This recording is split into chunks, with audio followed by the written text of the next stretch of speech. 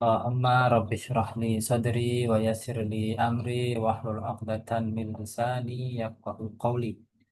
Allahumma ya Rahman ya Rahim. Allahumma ya Rahman ya Rahim. Allahumma ya Rahman ya Rahim. Allahumma zidna ilman fazidna bihi minka qurban wa hubban ya Rahman ya Rahim.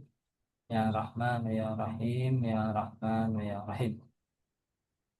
Ah, Malam ini kita akan melanjutkan pembahasan masih tentang konsep wujud ya, masih mengenai konsep wujud. Konsep wujud ini bisa dibilang sentral banget ya dalam sejarah filsafat Islam. Bisa dibilang ini core of the core-nya ya. Sejak siapa Al-Farabi, kemudian nanti Ibn Sina, kemudian seterusnya mungkin minus eh, apa minus para mutakallimun ya yang bagi mereka nggak terlalu gimana-gimana ya, tapi ya tetap penting juga. Dan minus Suhrawardi mungkin ya yang dia lebih menekankan mahiyya kayaknya, tapi pada umumnya nanti para sufi juga menekankan konsep wujud ya. Nah, di kita konsep martabat tujuh, kemudian manunggaling kawula Gusti dan seterusnya itu ya itu sebenarnya mengenai wujud. Nah, tetapi kita biasanya jarang merefleksikan wujud sebagai konsep. Kita berbicara tentang wujud itu maksudnya apa sih gitu ya. Nah, itu jarang kita bicarakan. Dan di filsafat kontemporer pun juga jarang yang membicarakan ini karena semuanya sudah bisa dibilang terkena ajiannya Immanuel Kant ya, bahwa wujud itu tidak menambah apapun gitu. Sehingga kemudian yang lain, para filsuf setelahnya menganggap serius, menerima serius, ya kecuali mungkin para Thomis ya. Nah, tapi apapun filsuf setelahnya, mungkin kecuali Heidegger ya betul. Heidegger dan para eksistensialis, mereka kemudian jarang lagi berbicara mengenai wujudnya. Nah, tapi ya tadi Heidegger, kemudian para eksistensialis, terutama Sartre ya, eh, kemudian siapa para Thomis ya, maksudnya para penerus Thomas Aquinas di Barat, nah mereka terus berbicara tentang wujudnya.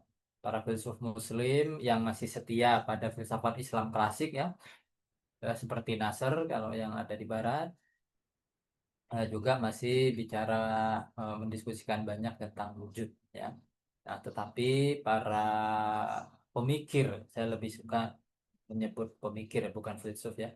Orang seperti siapa Arkon, Fazlur Rahman, kemudian Abid Jabiri yang mereka lebih banyak bicara mengenai apa eh, Islam tapi pendekatan modernis dan paling ya sosiologis gitulah ya.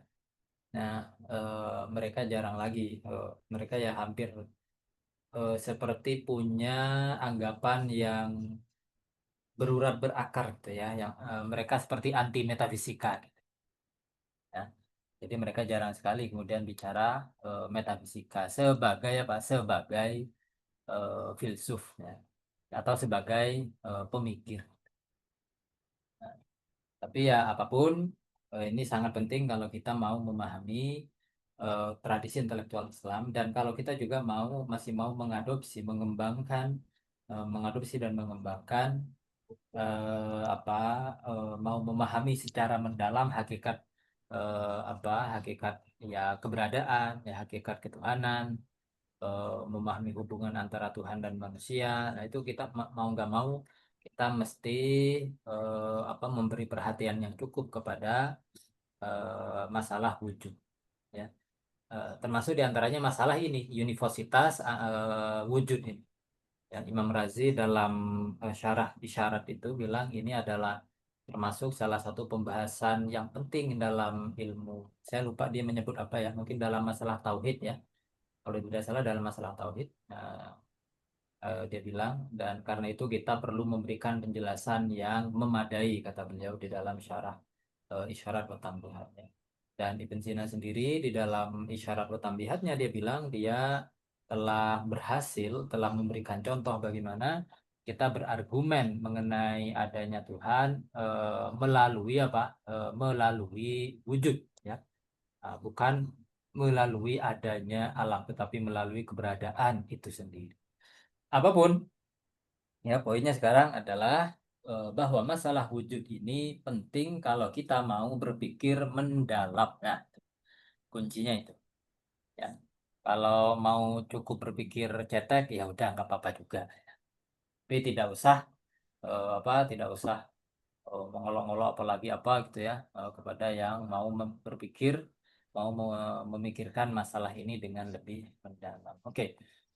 Di pertemuan-pertemuan sebelumnya kita sudah membahas masalah universitas wujud, bahwa wujud itu bermakna satu.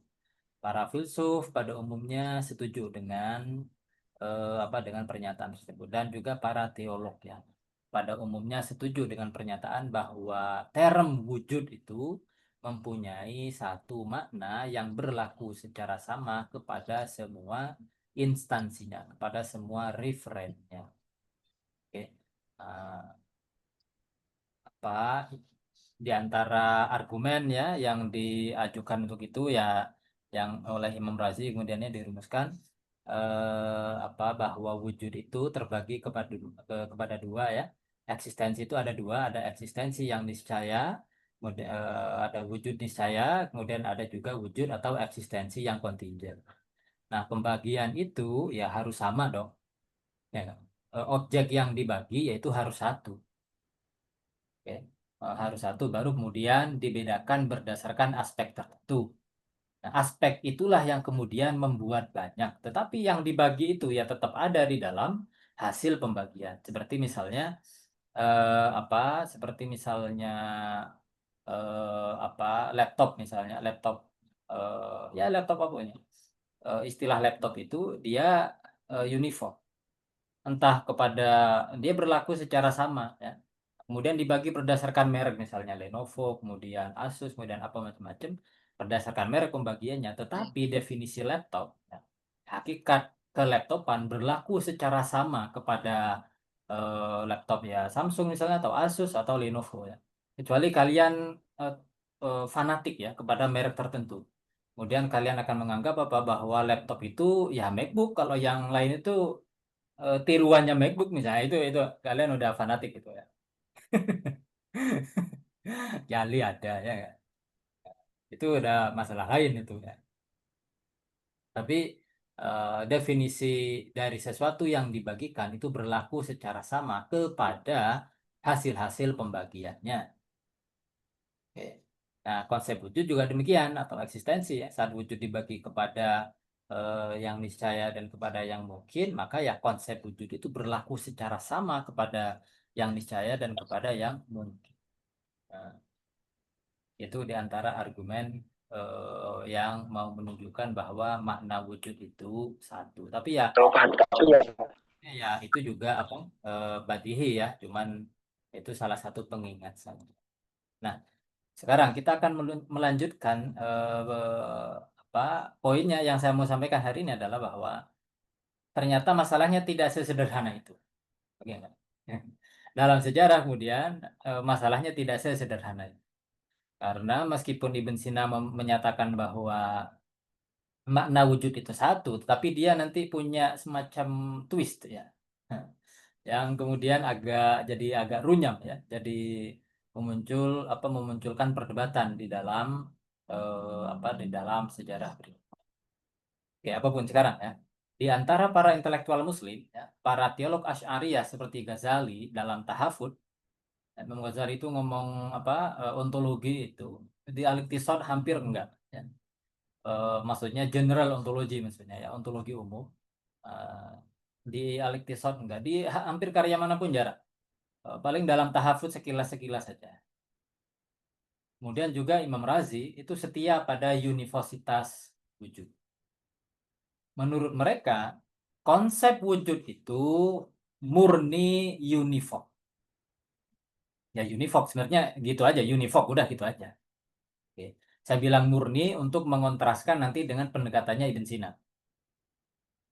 Sebaliknya, Ibn Sina berpendapat bahwa konsep wujud itu memang punya satu makna saja, tapi dia pada saat yang sama menegaskan bahwa makna ini berlaku kepada referennya dengan cara berbeda-beda.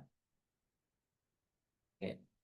Makna ini, ya, wujud, sekali lagi, konsep wujud eksistensi itu memang punya satu makna, satu konsep dalam pikiran kita, tetapi pada saat yang sama Ibn Sina menegaskan apa? Bahwa makna wujud tersebut berlaku kepada referennya dengan cara berbeda-beda. Oke, akar dari masalah ini sebenarnya sangat jauh ya. Akarnya berada di sejak di metafisika Aristoteles sendiri. Cuman itu agak kompleks. Mungkin teman-teman ada yang pernah dengar bahwa Aristoteles bilang apa? Being is said in many ways, ya kan?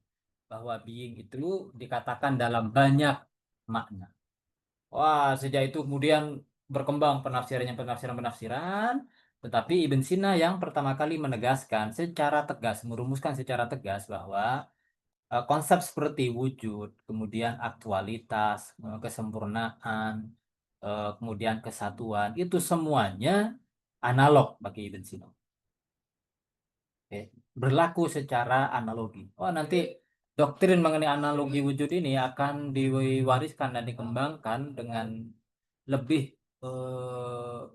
jelas lagi diantaranya oleh Aquinas, oleh Santo Thomas Aquinas. Tapi apapun, jadi Ibn Sina meskipun dia mendukung intinya ya ini Ibn Sina mau bilang bahwa ya makna wujud itu memang satu, tapi cara dia berlaku kepada subjeknya, berlaku kepada referennya itu berbeda-beda. Perhatikan kata cara, oke? Caranya berbeda-beda. Nah, sekarang perhatikan dua pernyataan ini. Adi manusia, Johan juga manusia. Apakah predikat bermakna sama dalam dua proposisi tersebut? Sofia, ya, maknanya sama. Dan apakah Adi lebih atau kurang manusia daripada Johan? Tidak. Mereka sama-sama 100% manusia. Oke. Mereka sama-sama 100% manusia. Sekarang, perhatikan dua proposisi. Lampu terang, matahari terang. Apakah predikat bermakna sama? Betul, sama. Oke. Sama-sama terang. Oke. Eh, terang di sini maknanya sama. Membuat seseorang, oh dia pada dirinya sendiri bisa terlihat dan bisa menerangi yang lain. Itu kan terang ya. Atau minimal ya pada dirinya sendiri terlihat. Minimal itu. Kayak tohir dan mutohir itu ya. Pada dirinya sendiri suci dan kemudian bisa menyucikan yang lain. Tapi eh, ya mau nggak mau sih cahaya juga demikian ya. Seberapa redup pun cahaya selalu menerangi ya paling tidak kegelapan di sekitarnya lah ya. Nah, itu artinya terang. Ya, dia bisa dilihat dengan sendirinya. Karena itu adalah sifat dari cahaya. Jadi dalam hal ini lampu terang dan matahari terang, terangnya ini bermakna sama. Sekarang guru, dia meneruskan. Tetapi apakah terangnya lampu dan matahari sama? Ya. Apakah terangnya lampu dan matahari sama? Tidak. Oke. Karena matahari lebih terang, sedangkan lampu dibandingkan dengan matahari kurang terang. Oke. Nah, jadi, nah, kata si guru ini, matahari dan lampu sama-sama terang, tapi terangnya tidak sama. Nah, ini perhatikan, ini agak permainan kata ya. Matahari dan lampu sama-sama terang, tapi terangnya tidak sama. Oke nggak? Nah, betul juga, kata Sofia. Tapi kenapa terasa janggal ya? Kok janggal ya? Sama-sama terang, tapi terangnya tidak sama. Oke. Ini kan sekilas jadi kayak kata univoc ya kalau demikian. Misalnya seperti warna. Warna terbagi kepada hitam dan putih dan kuning misalnya. Itu sama-sama warna, tapi warnanya tidak sama, ya nggak? Nah, Misalnya siapa tadi Johan dan Adi itu sama-sama manusia, sama-sama orang, tapi orangnya tidak sama, ya nggak? Itu kan modelnya univoc kan gitu. Tapi dalam makna manusia ya dia sama. Cuman orangnya sekarang berbeda-beda, ya nggak? Tapi makna ininya sama. Meskipun orangnya berbeda-beda, tetapi ya sama-sama masih apa 100% manusia. Nah, tapi kalau lampu terang ini ya memang masih sama-sama apa 100% ya terang juga, tapi level terangnya itu ini beda. Bisa kamu perjelas lagi kejanggalannya, kata guru. Sofia kemudian bilang, seakan matahari dan lampu sama sekaligus tidak sama dalam satu hal, terang. Ya enggak? Ini kan jadi kayak kontradiksi, ya enggak? Ini kan seakan-akan jadi kayak kontradiksi. Matahari dan lampu sama-sama terang, tapi terangnya tidak sama. Atau seakan matahari dan lampu sama sekaligus tidak sama dalam satu hal, terang. Betul, memang begitu kata Ibn Sina ya. Kata guru ya, Ibn Sina menyebut kesamaan itu berlaku dalam makna. Jadi sama ini dalam makna, kata Ibn Sina. Ini untuk melerai kontradiksi ini ya, maka harus diberikan aspek yang berbeda dong. Samanya di mana, tidak samanya di mana. Kalau sama dan tidak sama itu dalam satu aspek sekaligus jadi kontradiksi. Oke nggak? Jadi kontradiksi. Kalau kita mengatakan misalnya kopi ini pahit dan tidak pahit sekaligus, ya itu kontradiksi. Karena pahit dan tidak pahit aspeknya sama, rasa. Ya enggak?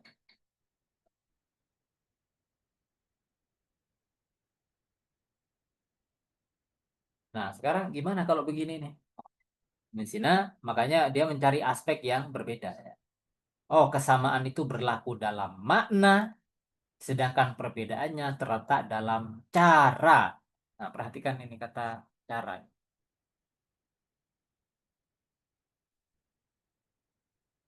Saya lupa istilah dia. Kadang dia menyebut wajhun atau apa ya untuk menyebut cara ini, atau nahun atau apa ya di dalam kitab Al-Maqulat. Dia di situ paling ekstensif, paling panjang mendiskusikan konsep analog. Dia menyebut kata semacam ini sebagai kata analog, musyakik. Jadi taskik, ya, taskikul wujud. Oke. Nah, ini gara-gara ini pernah saya kayak mau ditantang debat sama dosen UIN ya. Gara-gara ini eh, saya mengumpulkan eh, artikel-artikel ya tentang taskikul wujud ya menurut Ibn Sina. Taskikul wujud menurut Ibn Sina. Saya kumpulkan artikel bahasa Inggris, kemudian saya cetak saya sendiri ya. Saya kasih judul bagus gitu. Jadi kayak buku beneran. Nah, kemudian suatu saat saya di lantai bawah di Usuluddin itu di ruang dosen ada kelihatan sama guru ya, apa seorang dosen ya. Dosen ini Sadrian katakanlah. Begitu dia ngelihat covernya ini, ini kok bisa ini Sadra apa Ibn Sina Tasdikul Wujud ini. Beliau baru saja memasukkan laptopnya ke tas ya. Di mana ini? Saya ada buktinya nih bahwa Ibn Sina itu nggak Tasdikul Wujud. Mau saya tunjukkan di sifat. Aduh, ini gimana ini beliau? Jadi saya kayak mau ditantang debat gimana apa macam-macam ya gitu. Ya, akhirnya ya saya pelan-pelan aja bilang, ah itu tasking bagi Ibn Sina itu cuman maknanya, konsepnya aja. Kalau sadara kan realitas wujud itu yang tasdik. Oke. Hakikatul wujud musyakikah. Realitasnya yang musyakik kalau di Ibn Sina. Apa kalau di Mula Sadra. Gitu. Ya otomatis nanti maknanya juga. Tapi kalau Ibn Sina itu cuma ngomong apa? Makna.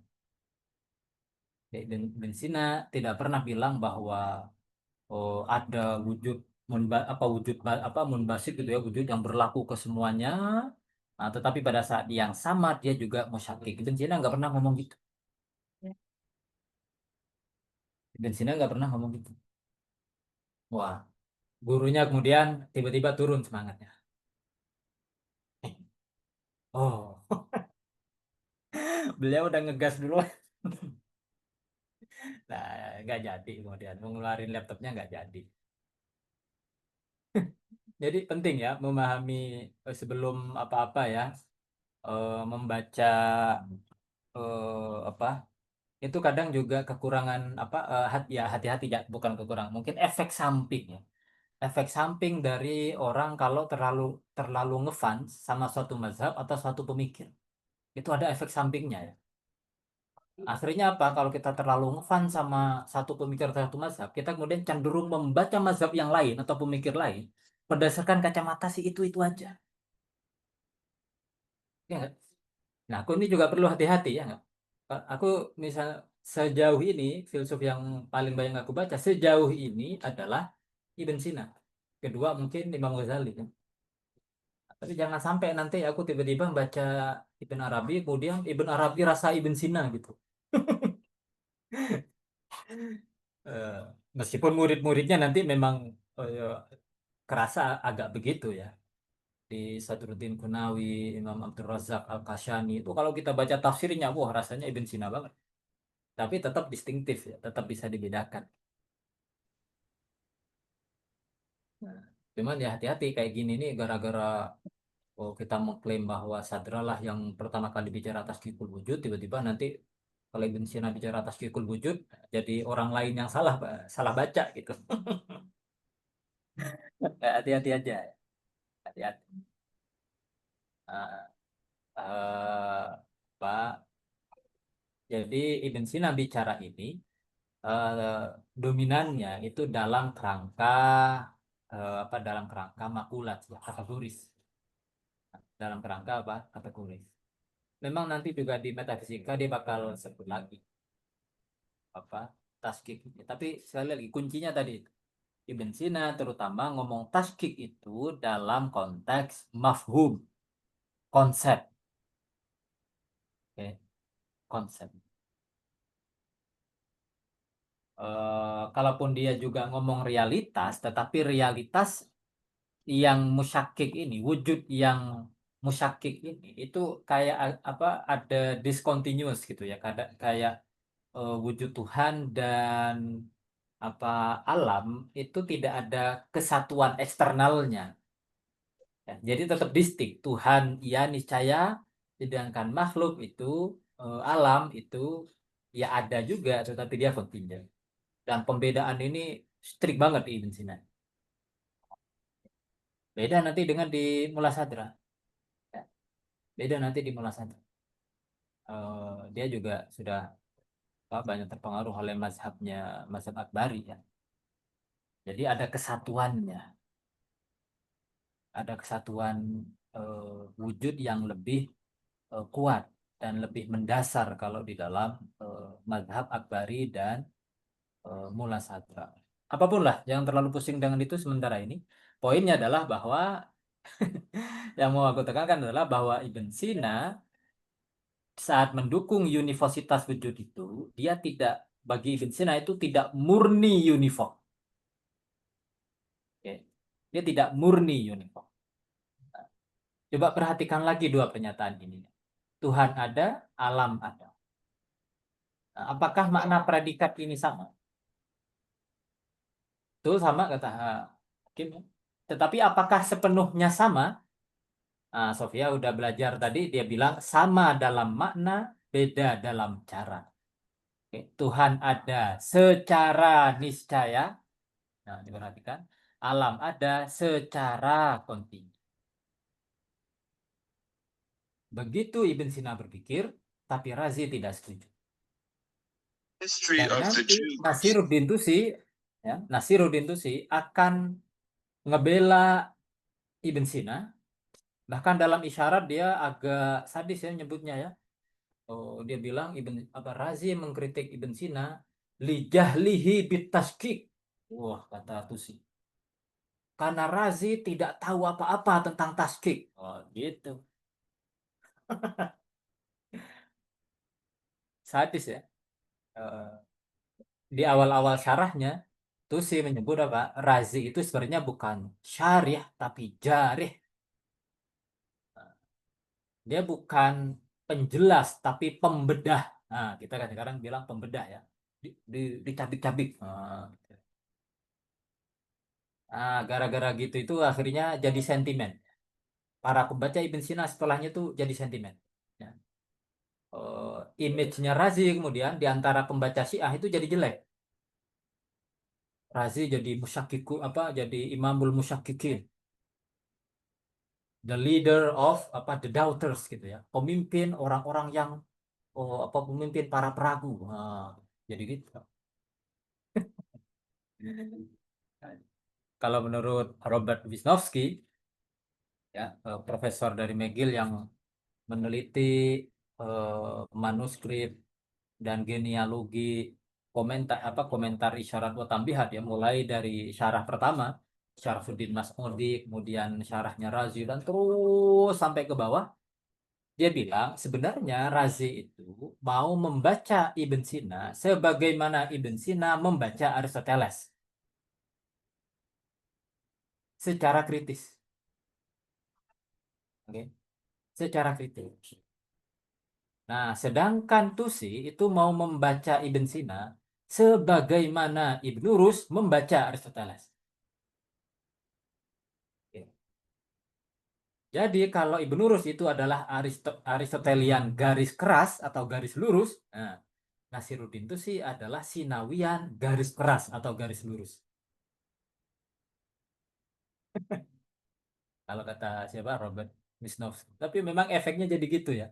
Dulu aku jadi agak gimana gitu ya ke Imam Razi. Tapi kalau dipikir-pikir ya juga ya. Kalau argumennya dipertimbangkan dengan kepala dingin ya masuk akal juga gitu. Bentar, saya mau ngecas dulu ya.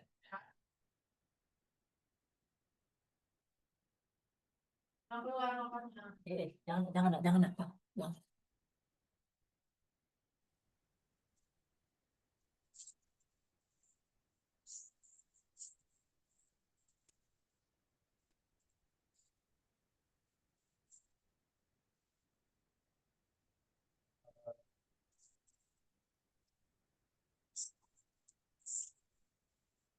Oke. Sekarang Hakim nanya, apakah dia punya alasan yang bagus untuk mendukung ketidaksetujuannya, Gur? Ini sebenarnya pertanyaan yang salah ya kalau ditanyakan ke Imam Razi ya. Apakah dia punya alasan yang bagus untuk mendukung ketidaksetujuannya, Gur? Razi itu bisa dibilang orang yang seneng banget ngutak-ngatik argumen. Seneng banget. Bikin argumen tuh seneng banget. Untuk ngedukung argumen Universitas Wujud aja, yang saya cuma sebut satu. Dan beberapa berupa kiasul proof itu ya, reduksio dan surplus. Imam Razi kalau nggak salah di Maqalim Aliyah itu bikin argumen sampai 11 sampai 12.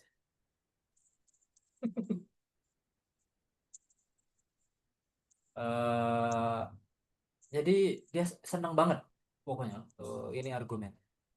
Di tafsir apa Mafatihul Ghaib misalnya. Saat dia ngebahas yas'alunaka anir ruh. Kulir ruhu min amri rabbi. Nah, ruh itu menurut dia adalah substansi yang imaterial. Ya, mazhabnya Ibn Sina. Kali ini dia setuju dengan Ibn Sina. Kalau tidak salah ingat, dia bikin argumen bahwa ruh itu adalah substansi imaterial gitu ya untuk mendukung tesis tersebut. Kalau nggak salah dia bikin 16 apa 20-an argumen. Dia seneng banget gitu. Jadi kalau pertanyaan ini diajukan ke Razi, sebenarnya salah alamat pertanyaan. Dia belum pernah baca Razi berarti. Apakah dia punya alasan yang bagus untuk mendukung ketidaksetujuannya? Guru jawab tentu dia punya. Atau setidaknya dia pikir dia punya alasan yang bagus. Ingat satu argumen pendukung Universitas Wujud di atas. Yang tadi sudah saya singgung ya. Bahwa wujud itu dibagi kepada yang niscaya dan kepada yang mungkin. Dan pembagian itu apa? Dan pembagian itu objek yang dibagikan itu nanti mesti terbagi apa mesti hadir ya mesti hadir di dalam hasil pembagian. Oke nggak? Mesti hadir di apa mesti hadir secara full, secara sama di dalam hasil di dalam hasil pembagian. Ya kayak tadi misalnya warna dibagi kepada hitam, putih, kuning, merah dan seterusnya. Nah, definisi warna hadir di dalam putih, di dalam hitam, di dalam kuning, di dalam merah secara sama. Oke nggak? Secara sama. Nah, itu artinya uniform. Hitam itu tidak lebih berwarna daripada putih. Pun kuning itu derajat warnanya tidak 100% gitu ya. Sedangkan merah cuman misalnya 80% gitu tingkat warnanya enggak. Secara logis ya, secara logis itu sama. Jadi, Razi pada dasarnya hanya tinggal mengulang lagi argumen tersebut. Kenapa? Ya karena tesisnya tiada lain adalah apa? Wujud itu uniform dan hanya uniform. Oke nggak? Dia tidak menganggap apa perbedaan cara. Tentu dia setuju ya bahwa Tuhan itu wujud niscaya, makhluk itu wujud yang mungkin. Dia setuju lah gitu. Cuman bagi dia keniscayaan sama kemungkinan itu nggak ngaruh kepada kesatuan makna wujud. Oke? Bagi Razi itu nggak ngaruh gitu. Ingat tadi bagi Ibn Sina wujud itu sama dalam makna, beda dalam cara, ya nggak?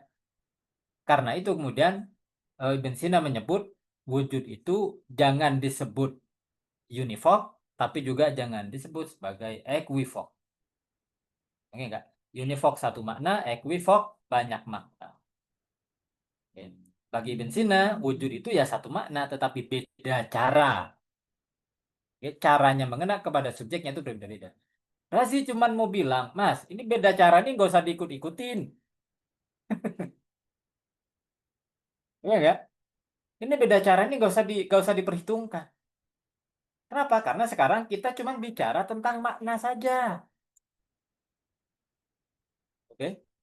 Kita cuma ngomong makna aja. Cara nggak relevan. Kira-kira Razi mau bilang. Jadi dia Razi itu hanya perlu menegaskan bahwa perbedaan cara itu terletak di luar makna dan tidak boleh dianggap berpengaruh kepada kesatuan makna. Ya, karena dia memang bukan bagian dari makna. Oke. Di saat misalnya kita bilang kita membaca pernyataan ini Tuhan ada, kemudian alam ada. Apakah secara langsung makna ada ini mengisyaratkan bahwa dia niscaya? Enggak. Itu perlu argumen. Oke. Itu perlu argumen. Jadi dengan kata ada saja, ya tidak langsung apa tidak langsung kebagi gitu ya. Tidak langsung terbedakan. Kenapa ya? Karena maknanya sama. Makna ada itu sama.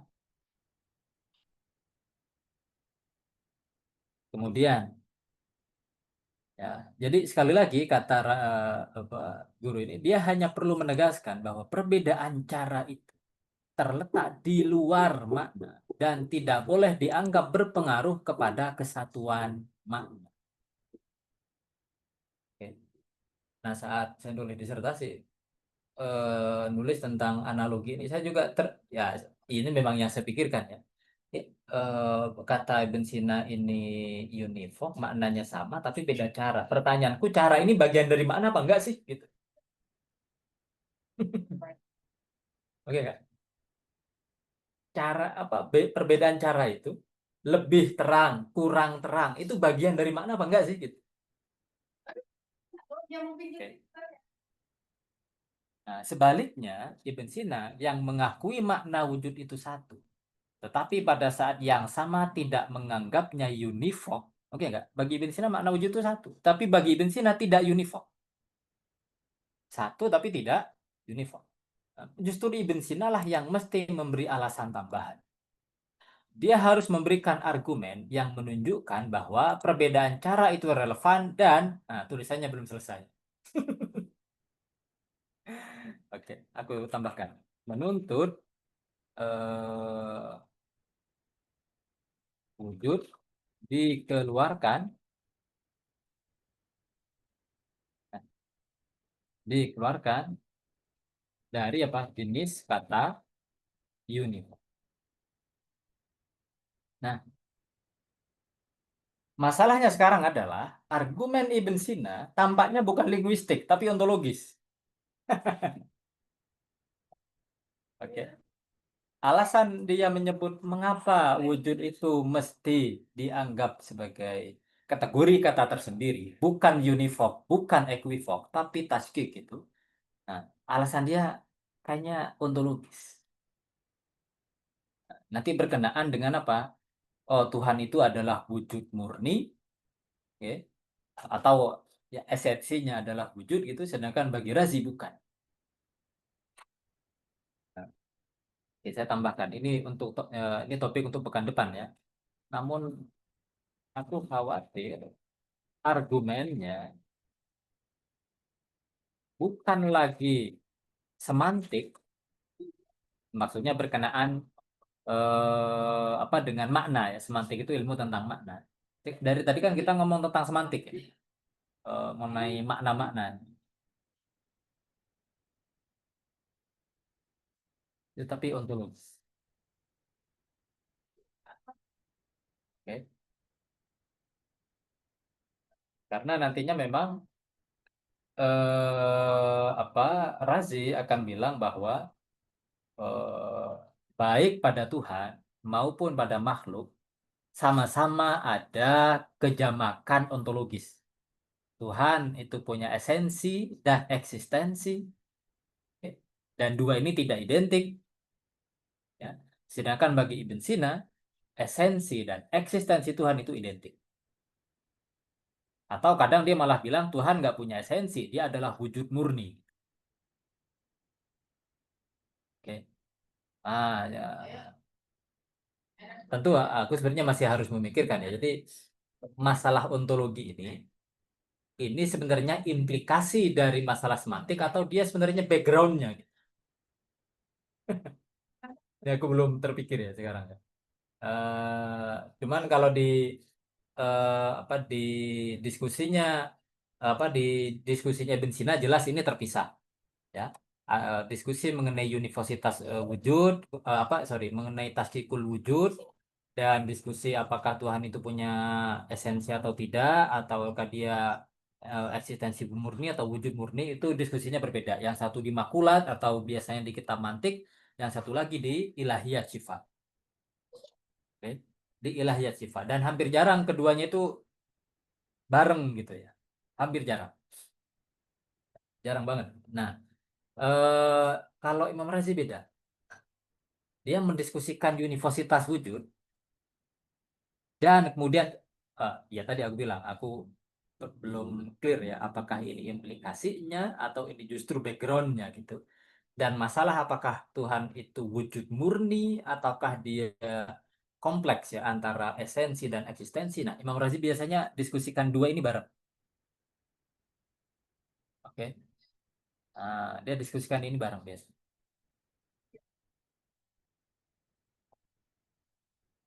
Oke, aku tambahkan ya. Jadi ini untuk teologis, yakni berkaitan dengan masalah apakah Tuhan itu terdiri dari wujud dan maya atau apa eksistensi dan esensi atau dia adalah wujud murni, eksistensi murni gitu. Atau apa? Atau setidaknya esensi dan eksistensinya identik.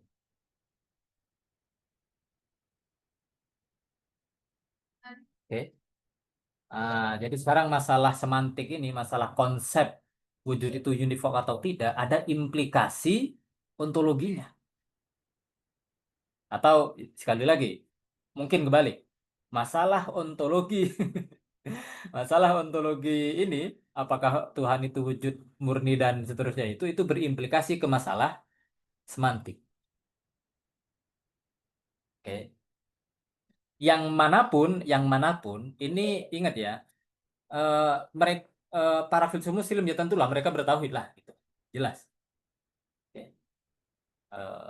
Mereka sama-sama mau bilang bahwa Tuhan itu ya niscaya dia tidak butuh kepada sebab yang lain, oke enggak? Dan dia sama-sama munazzah, ya, sama-sama transenden dari makhluk, ya. Dia melampaui makhluk, dia tidak punya saingan, dia tidak punya lawan, laisalahu apa? Nidun, laisalahu bidun, oke enggak? Laisalahu syarikun, itu mah jelas, itu clear. Oke. Masalahnya sekarang adalah, oke, bagaimana kita mesti memahami semuanya secara koheren? Oke, ambil masalah satu itu. Oke, Tuhan itu tunggal, Tuhan itu satu. Tapi apa artinya satu? Apakah cukup kita menegasikan yang penting Tuhan tidak ada lawan atau tidak ada tandingan yang setara? Cukup. Oke. Jadi yang kita negasikan aspek luar tidak masalah. Apakah Tuhan itu terdiri dari wujud dan mahya, ya? Atau kalau Asy'ariyah malah namahin ya, bukan cuma wujud dan mahya dan sifat tujuh juga. Oke. Atau kita mesti bilang mengikuti Ibn Sina dan juga nanti Aquinas bahwa Tuhan itu secara ontologis simple, sederhana, tidak terdiri dari kejamakan yang namanya esensi dan eksistensi, wujud dan mahia. Alasan Ibn Sina sederhana, karena kalau ada kejamakan pasti ada kebutuhan. Ya. Kalau ada kejamakan pasti ada kebutuhan. Kenapa? Karena sesuatu yang terdiri dari banyak bagian, yang terdiri dari bagian-bagian, entah itu wujud dan mahia, maka dia minimal butuh kepada bagian-bagian tersebut. Oke, enggak? Nah, sama seperti rumah misalnya. Rumah itu kompleks. Oke. Dia terdiri dari apa? Jendela, batu, semen, dan seterusnya. Nah, tanpa bagian-bagian ini ya nggak ada rumah. Minuman kopi terdiri dari ya bubuk kopi dan air. Oke, enggak? Dua itu komponen. Karena itu minuman kopi itu bergantung kepada bagian-bagian. Oke. Nah, makanya Ibn Sina bilang Tuhan mesti dipahami sebagai simple. Oke. Tuhan mesti dipahami sebagai simple, sebagai sederhana, secara ontologi sederhana, wujud murni. Karena kalau dia nanti dianggap sebagai gabungan dari dua prinsip ontologis itu, maka nanti Tuhan pertama butuh kepada gabungan itu. Dua, dia juga bakal butuh kepada sebab lain di luar dirinya yang menggabungkan dua. Oke enggak? Sama seperti minuman kopi itu secara internal dia butuh kepada bubuk kopi dan airnya, dan dia juga butuh kepada orang yang mencampurkan keduanya. Oke enggak? Nah, makanya Ibn Sina sama Aquinas bilang, oh enggak, Tuhan itu secara absolut ya, mesti dipahami sebagai sederhana. Nah, jadi oh, ya demikian ininya ya. Tapi ya kalau menekankan perbedaan pendapat antara antar mazhab itu juga agak gimana ya? Eh, Untungnya kalau Razi sih dingin sih, maksudnya nggak terlalu kayak gimana-gimana ya. Cuman kalau di mazhab teologis itu apa? Di mazhab teologis itu ada tambahannya ya kalau nyebut nama orang. Al-Jahmiyah laknatullah alaihim. Nah, jadi gitu. Atau Mu'tazilah atau apa qabbahahumullah. Ah, jadi gitu. Ah, kan kalau Razi enggak. Dia tetap hormat kepada siapa? tetap hormat kepada Ibn Sina. Oke, saya kira demikian dulu karena ini akan kita bahas pekan depan ya. Apakah ada pertanyaan?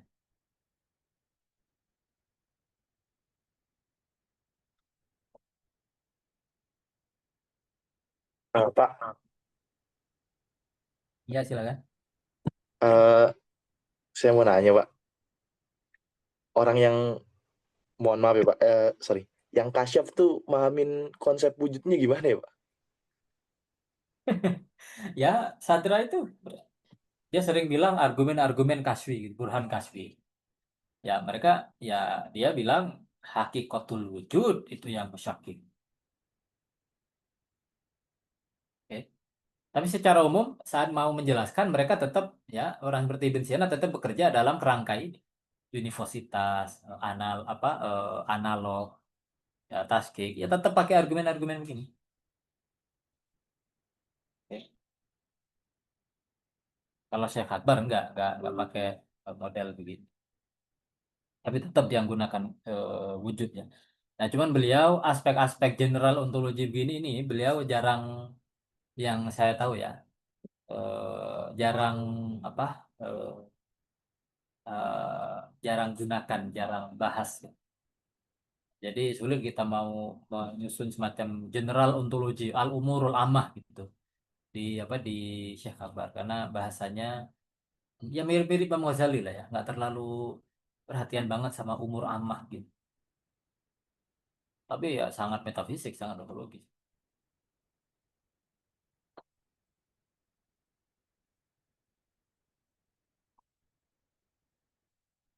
Oke, apakah ada pertanyaan lain? Pak, itu terlepas dari masalah semantik, mutakalim dari Asy'ariyah itu nerima gradasi wujud secara ontologis nggak, Pak? Terus kalaupun emang nerima gitu, apakah gradasi wujudnya ini sifatnya juga yang kontinu kayak di Masya'i gitu, Pak? Bentar, bentar.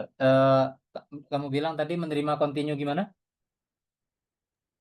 Gradasi wujudnya yang kontinu gitu, yang kayak digambarin kayak Sadra atau di Masya'i gitu Oh, kan. enggak, enggak. Mutakalimun pada umumnya menegaskan tanzih ya. Mutakalimun itu rebutan tanzih ya. Dan mereka mau lari dari tasbih, menyamakan atau menegaskan aspek kesamaan atau bahwa ya kesamaan atau identitas ya antara Tuhan dan makhluk.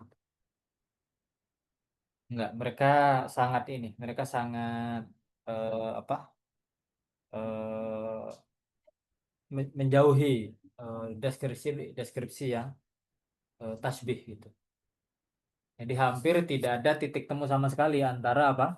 Tidak ada tengahnya antara qadim sama hadis itu nggak ada tengahnya. Sebagaimana wujud dan adam itu nggak ada tengahnya, ya qadim dan hadis juga nggak ada tengahnya gitu. Kalau bagi Asy'ariyah. Jadi tidak ada kontinuitas, hampir tidak ada kontinuitas.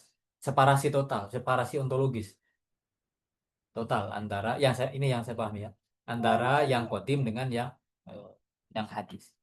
Ya, cuman kalau separasi total kayak gitu, kemudian tentu pertanyaannya adalah gimana ceritanya yang hadis muncul dari yang qadim itu gimana? Oke enggak? Nah, Ibn Sina menegaskan apa caranya itu melalui faid ya, melalui emanasi. Nah, tapi eh, di satu sisi masih masih terasa ininya tanzihnya. Ya. Di satu sisi masih terasa cukup ini tanzih.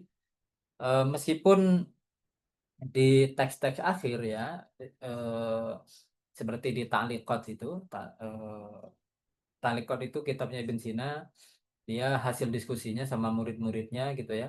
Tapi itu nyampur sebenarnya. eh, dan agak sulit dipisahkan mana yang komentarnya Ibn Sina, mana komentarnya murid-muridnya ya. Ta'liqat dan Al-Mubahasat ya. Eh, di situ kadang eh, di apa aspek kontinuitas antara Tuhan dan makhluk itu kayaknya ada gitu ya. Cuman itu masalah lain ya. Eh, dia kadang soalnya pakai apa simbolisme yang sering dipakai para Neoplatonis ya untuk untuk menjelaskan hubungan antara Tuhan dan makhluk ya. Ya, simbolisme cahaya. Nah, cahaya itu ya kan ya nyambung tapi juga beda gitu ya. Antara terang ya ini lampu terang matahari terang ini ya atau terangnya matahari dan terangnya apa sinar yang sampai ke kita itu kan ya di satu sisi kontinu tapi tidak kontinu ya di satu sisi sama tapi tidak sama sekaligus gitu dan seterusnya. Tapi kalau para teolog pada umumnya nggak mereka rebutan tanzih. Iya itu Pak, maksudnya tadi kalau dia menerima ada pembedaan niscaya mungkin gitu, tapi dia nggak nerima gradasi wujud yang kontinu gitu. Terus apa namanya sistem kosmologinya apakah antara wujud niscaya sama mungkin itu apa cuman ya udah bila kaifa atau gimana itu? Iya sampai sampai di situ mereka pada umumnya bila kait. Mereka pada umumnya bila kait. Udah nyampe di level itu udah. Oke. Dan problem penciptaan itu kata Imam Ghazali dalam Maqasid ya. Nah, itu Ibn Sina nggak pernah bilang, tapi Imam Ghazali di Maqasid bilang ya. Masalah penciptaan bagaimana yang hadis muncul dari yang qadim atau yang mungkin muncul dari yang wajib itu problem paling sulit. Oke, itu problem paling sulit.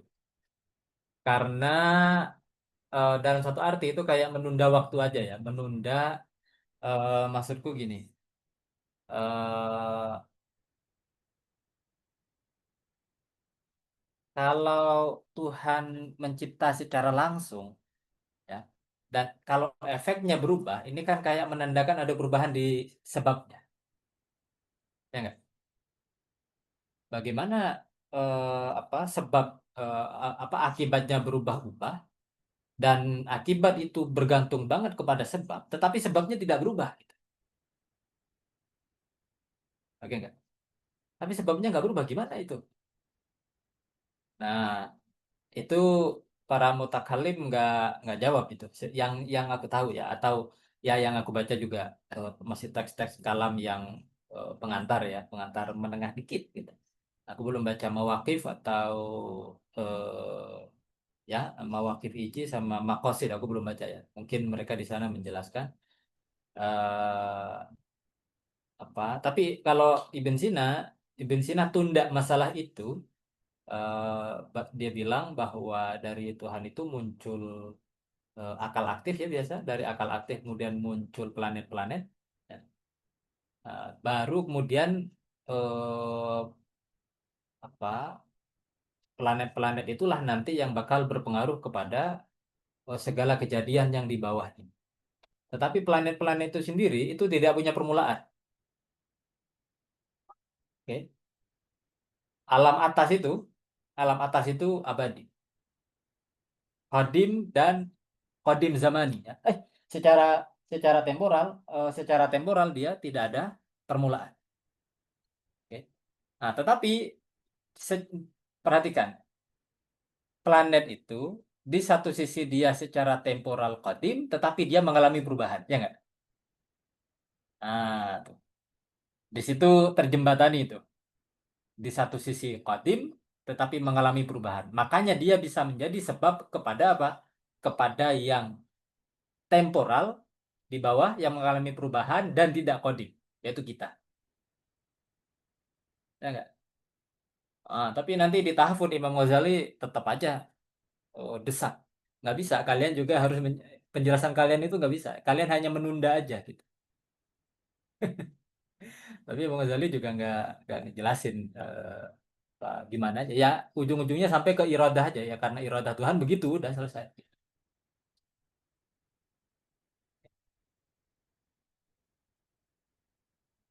Tentu ini gambaran besar ya. Untuk eh, lebih rinci lagi kita perlu baca pelan-pelan itu teksnya Imam Ghazali, Tahafut maupun Al-Iqtisad.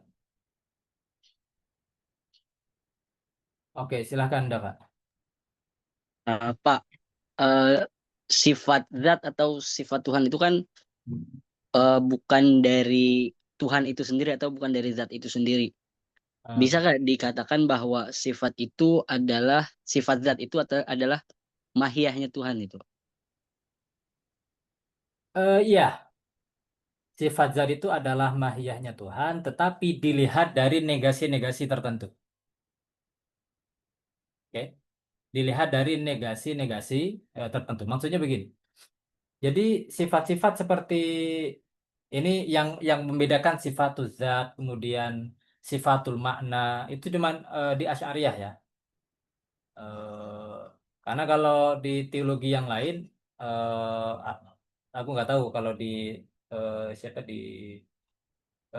siapa Ibn Taimiyah dan ke atasnya ya, Ibn Khuzaimah sama siapa Imam Ahmad bin Hambal ya.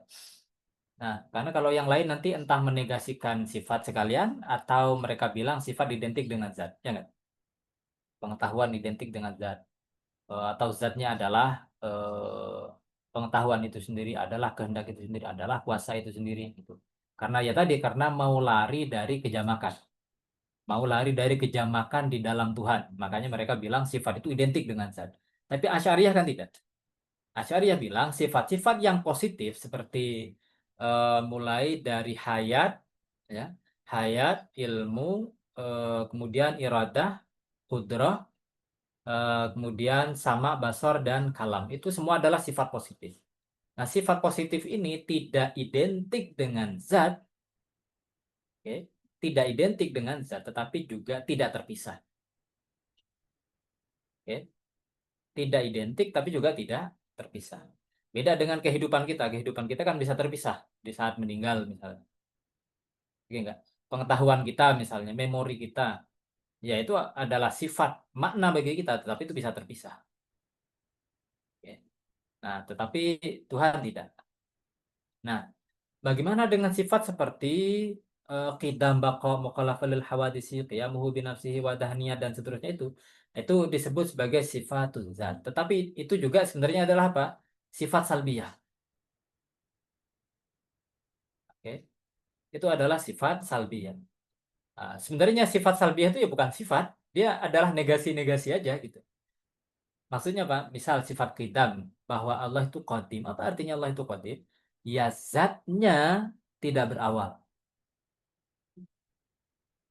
Nah, gitu. Bako artinya apa? Mengatakan Allah itu baki. Artinya apa? Itu artinya mengatakan zat Allah itu tidak berakhir. Wahdaniyat artinya apa? Itu artinya sama dengan mengatakan zat Allah itu tidak jama. Nah, kayak gitu. Itu sifat zat, tapi ya sebenarnya negasi-negasi aja. Berarti sifat salbiah itu bisa dikatakan beda dari sifat apa tadi yang positif itu ya Pak? Ya, Artinya sifatul kan mana istilahnya. ya Ya, sifat positif itu sesuatu yang dia identik dengan Tuhan, namun bukan Tuhan itu sendiri. Tapi kalau sifat salbiah ini ya emang kayaknya termasuk Tuhan itu sendiri gitu ya. ya tapi dia tidak punya realitas yang positif gitu. Dia bukan wujudi tapi salbi. Oke, dia bukan Iya, positif ya, tapi ya negatif aja. Oke. Menegasikan sesuatu dari zat gitu aja. iya, iya. Ya nggak?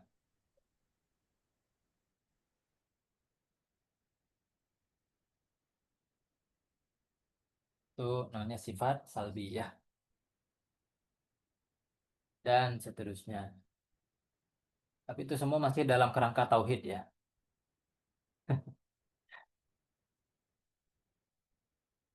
Nanti kita mungkin nanya ya. Jadi perbedaan model tauhid antara para sufi, para filsuf, dan para mutakallimun. Makna tauhid jika diletakkan, jika diterapkan kepada mazhab-mazhab itu berlaku secara equivok atau secara analog. Maksudnya, apakah tauhidnya para sufi itu lebih tauhid ya daripada tauhidnya para filsuf? Dari tauhidnya para mutakallimun gitu? Atau jangan-jangan makna tauhidnya udah beda tuh gitu. Oke nggak? Nah, dan seterusnya dan seterusnya. Kalau bagi Imam Ghazali, ya itu nggak ngaruh ya. Ini Imam Ghazali dia ya. Itu semua adalah tauhidul awam. Itu semua adalah tauhidul awam. Orang baru naik tingkat kalau dia sudah naik ke level tauhidul fa'il istilahnya. Dia sudah mengalami, percaya dan mengalami bahwa apa? Tuhan adalah satu-satunya fa'il. Eh, Makin ini lagi kalau dia mengalami yang namanya tauhidul zat. Kalau tauhid fi'il itu la fa'ila illallah.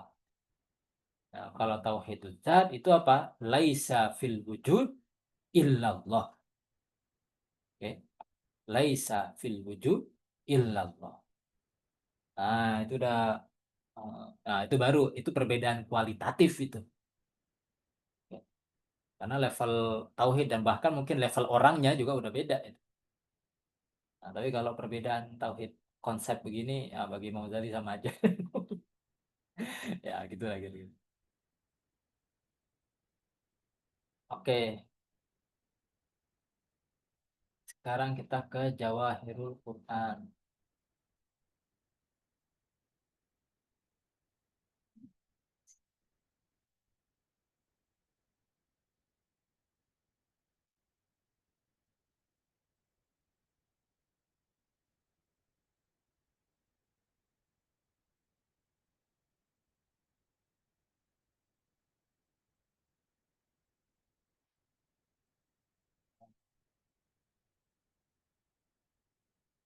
Kita masih ngomong ini ya.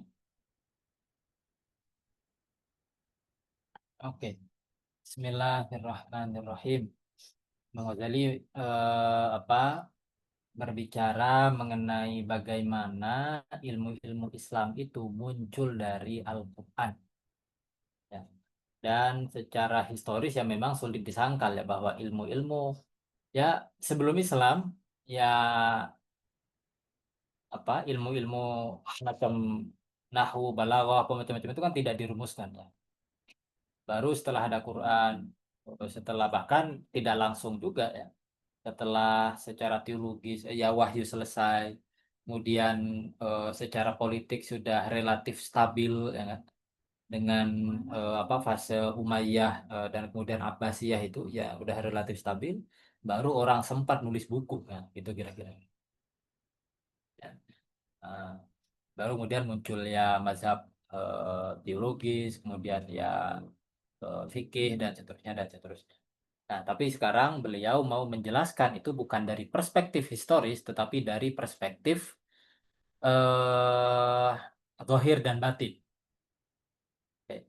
Dari bisa dibilang ini perspektif spiritual dalam satu arti ya, karena bagaimana struktur, bagaimana level-level diri manusia. Nah, itu sekarang Imam Ghazali jadikan semacam ukuran untuk menilai hierarki ilmunya. Oke. Jadi hierarki ilmunya di satu sisi berlandaskan kepada ya bisa dibilang hierarki kenyataan ya. Jadi hierarki kenyataan kemudian mempengaruhi hierarki apa ilmunya. Oke. Hierarki kenyataan berpengaruh kepada hierarki eh, ilmu. Oke. Nah, beda dengan di UIN sekarang ya. Di UIN ilmu yang paling penting adalah ilmu yang paling menghasilkan cuan. Ya, fakultas paling penting. Ya, fakultas paling bergengsi adalah fakultas yang paling banyak membawa proyek bernilai miliaran. Secara real itulah ya basis integrasi ilmu UIN. Oke enggak? Nah, jadi fakultas kedokteran sangat penting. Ya. Fakultas Usuluddin mau dihapus cuman gak enak ke Pak Harun malah. Cuman gak enak ke pendiri UIN gitu aja ya. Itu warisan soalnya gitu ya. Ya mungkin dianggap kayak Quran rusak ya. Nah, dibuat nyari proyek nggak bisa, cuman dibubarin gak enak. Oke nggak? Ya Allah ya Rahman ya Rahim. Apa? Ya gitulah. Nah, jadi sekali lagi kalau di perspektif Imam Ghazali hierarkinya adalah hierarki kenyataan. Bisa dibilang hierarki zahir dan batin, ya. Yang zahir adalah yang di realitas indrawi, yang batin makin batin, makin batin, makin batin. Kalau di manusia ke ruh, kalau di dalam kosmos ke Tuhan. Oke enggak? Jadi ini satu arah sebenarnya ya. Makin dalam ke diri manusia, maka juga makin tinggi atau makin dalam ke arah kenyataannya, itu makin tinggi ilmunya, makin inti ilmunya. Oke enggak? Sedangkan makin di permukaan dia, baik di permukaan kenyataan gitu, ya maka di hierarki ilmunya dia juga di permukaan, paling zahir. Oke.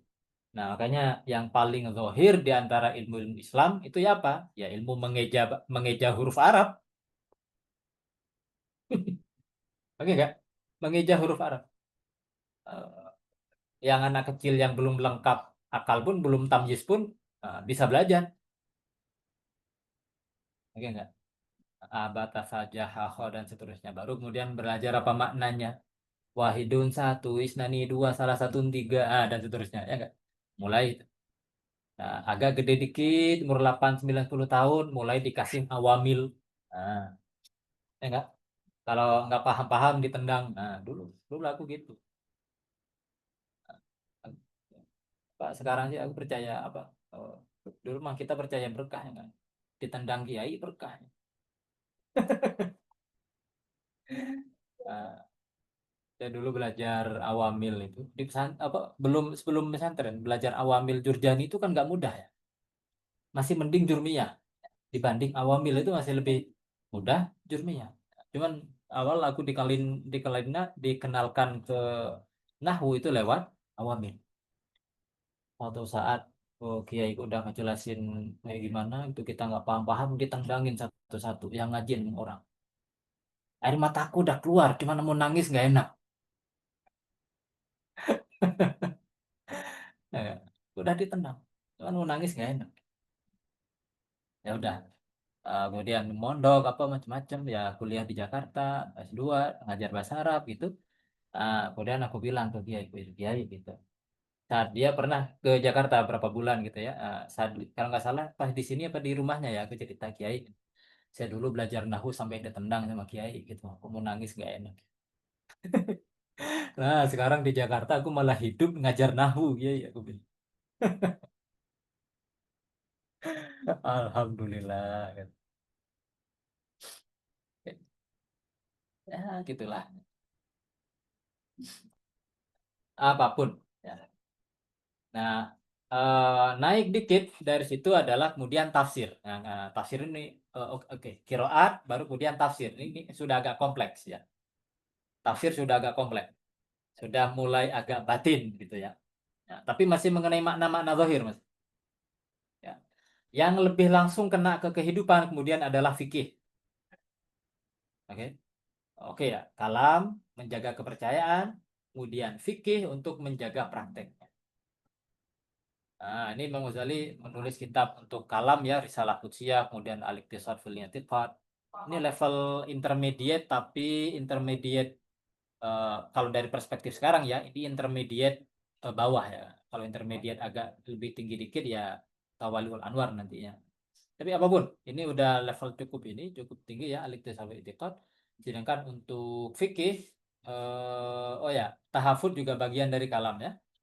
Nah, kemudian untuk apa fikih, beliau nulis kitab ini yang paling kecil kata beliau ya, Khulasatul Mukhtasar. Aku sempat download paling kecil kata beliau tapi tebalnya 700 halaman di edisi tahqiq ya, Darul Minhaj. Nah, kemudian ada wajiz, wasit sama basit dan seterusnya. Nah,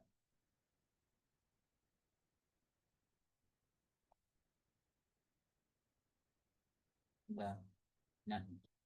Sekarang Summa yakhfa alaika kata beliau ya. Tidaklah samar bagimu an narut batal quswas bahwa derajat atau martabat orang ya para pencerita ya orang yang ya ceramah lah ya wal wu'adz ya. Wu'adz ini pemberi mau'izah hasanah lah gitu ya. Itu duna rutbatil fuqaha. Dia di bawah tingkatannya apa? Fuqaha wal mutakallimin dan para mutakallimin. Kenapa? Karena kalau fuqaha ini secara ilmu dia lebih sistematis, lebih rumit. Oke nggak? Nah, dan perlu ijazah punya sertifikat khusus ini. Nah, jadi kalau kapan hari para fuqaha mengeluarkan fatwa bahwa son horeg itu haram, ya, pemberi mau'izah hasanah jangan mengkritik. Oke? Kiai yang dikenal sebagai pemberi mau'izah hasanah, ya aku jangan sebut nama lah ya, jangan sebut merek ya. Tapi tidak dikenal sebagai fakih, jangan macam-macam mengkritik, jangan. Tolong jaga batasan, jaga apa ekspertis ya, kalau orang kampus bilang, jaga ke apa kepakaran. Kalau kiai yang biasanya kalaupun ceramah baca kitab, bacanya Nasoihul Ibad, bacanya apa lagi, apalah macam-macamnya. Nah, jangan mengkritik kiai yang ngajar Fathul Muin, Fathul Wahab, ya. Mengkritik Fathul Izar nggak apa-apa, oke nggak? Tapi jangan mengkritik Fathul Wahab, kejauhan, ya. Nggak level gitu. Imam Ghazali sendiri bilang ya, rutbatal qusas wal wu'at duna rutbatil fuqaha wal mutakallimi. Madamu yaktasiruna selama mereka membatasi diri ala mujarrodil qasas ya ke cerita semata wa ma yakrubu minha dan yang dekat-dekat lah ya dengan kisah. Jadi penceramah sebagai penceramah ya bu'al pemberi mau'izah hasanah sebagai pemberi mau'izah hasanah itu derajatnya di bawah apa? Fuqaha wal mutakallimin. Wa darajatul faqihi wal mutakallimi mutaqaribatun. Nah, derajatnya fakih dan mutakallim yaitu mirip-mirip 11-12. Karena masih sama-sama zahir. Nah, bedanya kalau fakih ya zahir perbuatan, kalau mutakallim masih zahirnya pikiran, zahirnya hati. Lakinnal hajata ilal faqihi a'ammu. Tetapi kebutuhan kepada ahli fikih itu lebih luas. Oke, lebih luas. Karena setiap orang muslim ya kan harus sholat fardu ain. Jadi setiap orang harus tahu rukun fikih. Apa rukun sholat? Tahu rukun sholat berarti tahu fikih. Maka kebutuhan kepada para pengajar fikih ya banyak. Tetapi wa ilal mutakallimi asyaddu wa asyad. Tetapi kebutuhan kepada seorang mutakallim itu intensif, kuat. Kenapa? Karena dia menjaga perbatasan langsung. Batas-batas atau teritori apa teologis. Kalau enggak ini nanti nyampur nih. Ya kan? Antara Islam, Kristen apa macam-macam nanti nyampur. Secara teologis nggak bisa dibedakan antara yang benar dengan yang as-sunnah dan bid'ah misalnya. Eh, Makanya perlu dibatasi dengan jelas ya. Nah, tetapi tetap aja wa yuhtaju ila kilaihima lima solihid dunya. Keduanya diperlukan untuk apa? Kemaslahatan dunia.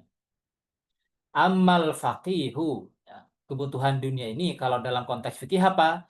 Falihifdi ahkamil ikhtisosati bil ma'akili wal manakih. Karena untuk menjaga apa? Stabilitas masyarakat dalam masalah apa? Makanan dan pernikahan. Dalam masalah ekonomi dan rumah tangga. Kira-kira. Wa ammal mutakallimu adapun si mutakallim si teolog falidaf'i dhararil mubtadi'ah untuk menolak kemudaratan para ahli bid'ah melalui apa bil muhajati wal mujadalah melalui bertukar hujah dan berdebat. Jadi jangan heran ya kalau sekarang banyak ahli mutakallim berdebat, memang sudah dari dulu mutakallim dilahirkan untuk berdebat. Oke kan? Apologetics. Ya. Memang udah naturnya kalam ya debat.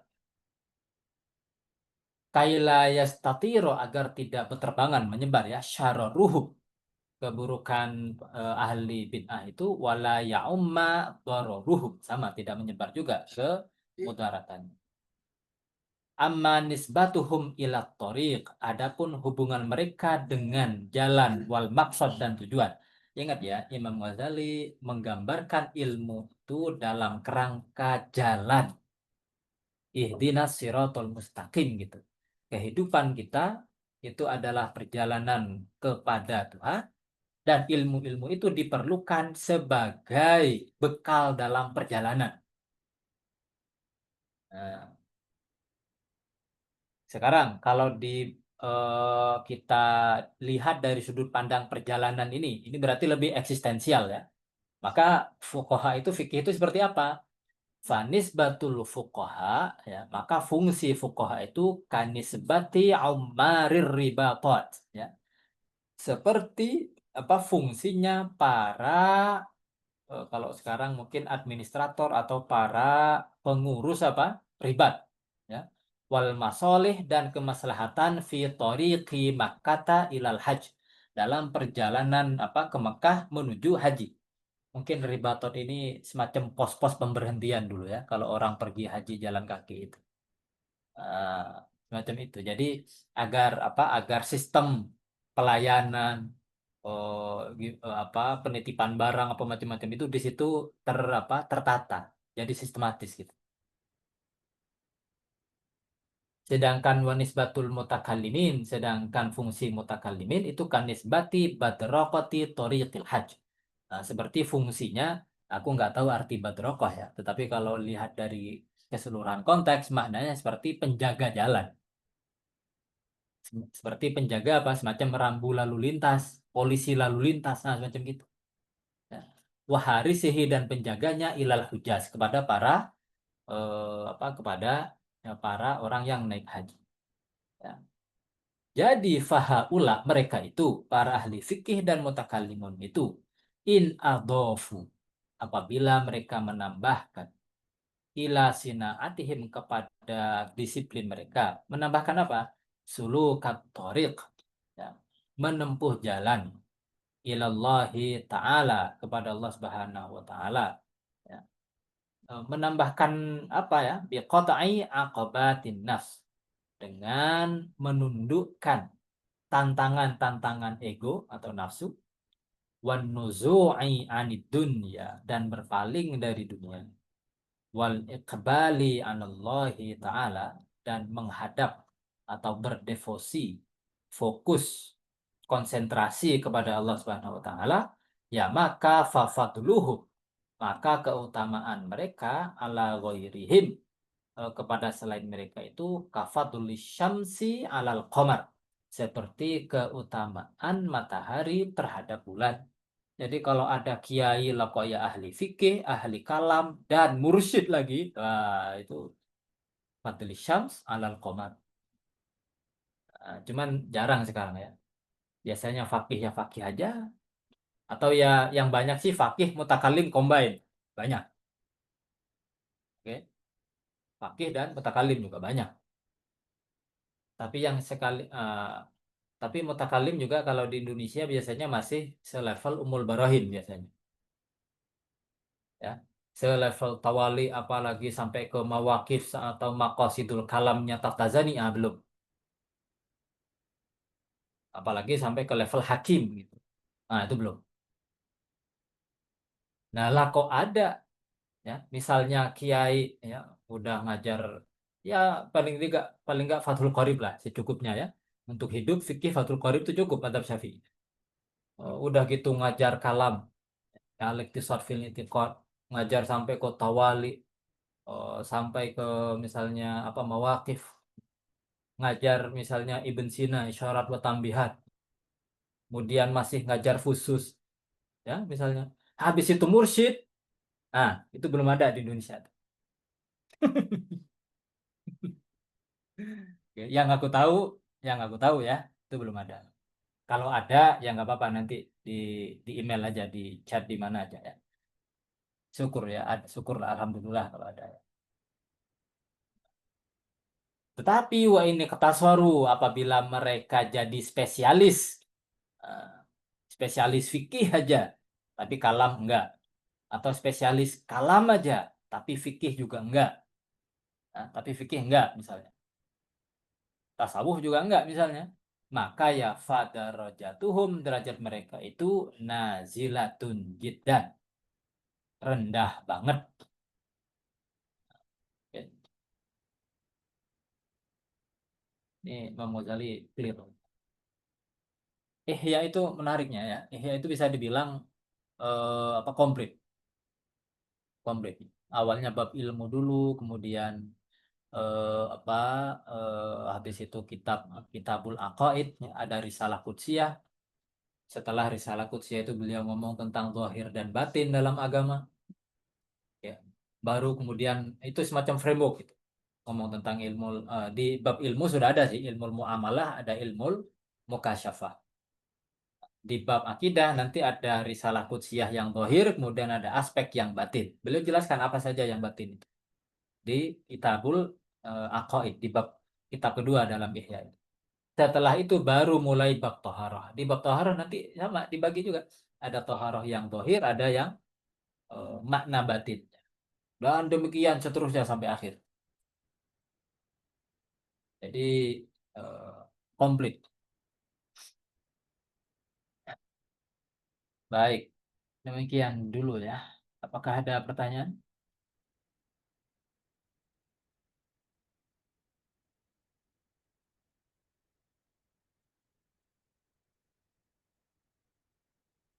Oke, yang ini kayaknya cukup jelas ya dan nggak terlalu susah. Baik, demikian. Semoga bermanfaat ya. Semoga berkah. Walhamdulillahi Rabbil Alamin. Ya, sampai jumpa pekan depan.